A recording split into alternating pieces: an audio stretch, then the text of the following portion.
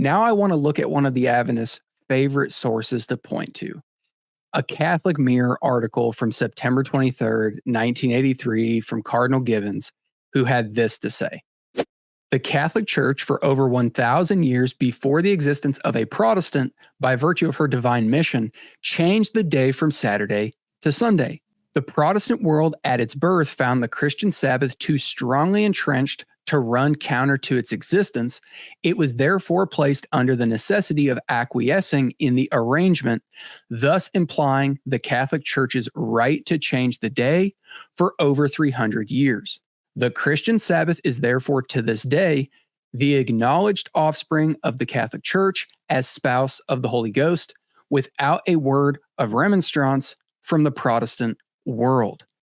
So if I had a nickel for every time that I had an Adventist cite this, I would be a very rich man.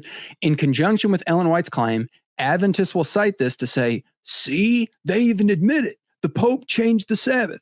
They read into any statement from Rome regarding the change of the Sabbath that the Roman Church is admitting the papacy changed the Sabbath in the 6th century, to which I always respond that these statements are all post-Reformation and are usually said within the context of apostolic succession, meaning you guys obviously believe the apostles were the first Roman Catholics, and it was the apostles that made this change, not the Pope. And since Rome believes that Protestants broke away from them, we Protestants then have no connection back to the apostles, so therefore we have no basis for corporate first day worship because it's apostolic in origin. So the argument was over, or is over, apostolic succession. So my question for you, how accurate is my assessment? And was Cardinal Gibbons admitting that the papacy changed the Sabbath like Ellen White and the SDA Church claims? And it's a very good question. The first thing I'd say is actually that Gibbons, so take everything I'm going to say from here on, but remember, Gibbons isn't infallible. He doesn't think he is. Catholics don't think he is. And he's an English cardinal. Look, things he says in a newspaper article don't automatically become de facto, the teaching of the Catholic Church or accurate history. So it is possible, for instance, for him to get the history wrong. Gibbons was, in his own lifetime, something of a controversial figure. Other well-known English Catholics, like St. John Henry Cardinal Newman, butted heads with him sometimes. And so, yeah, I'd say that at the outset. Because you can find a Catholic source claiming something doesn't automatically make that thing true if it's contradicted by the actual history. So if you find a Catholic source in the 19th century saying the Sabbath changed, like if he is trying to say in the 500s, then he's wrong. I don't think he is trying to say that for the reasons you said. But if he were trying to say that, we would know that to be untrue because of all the sources we already saw. And so him like admitting to something we know isn't true doesn't make it true. I hope that's clear. That's the first thing. Second, as you say, like the context of this matters. That the Catholic argument is, think about like I don't want to get too far into the nitty gritty of like the back and forth between Catholic Protestant views on like the nature of worship, but think about something like the regulative principle of worship, which broadly speaking says you can only do those things that are put forward in the New Testament. That if you've got an instruction to do this thing in worship, you can do it, and whatever isn't permitted is forbidden. Apologies, that's a little bit of a sloppy characterization of it, but basically that. And so in response to that, a Catholic would say, you don't find a direct instruction in the New Testament telling you to worship on Sunday. And I think Catholics, Protestants, and Adventists would certainly agree on that point.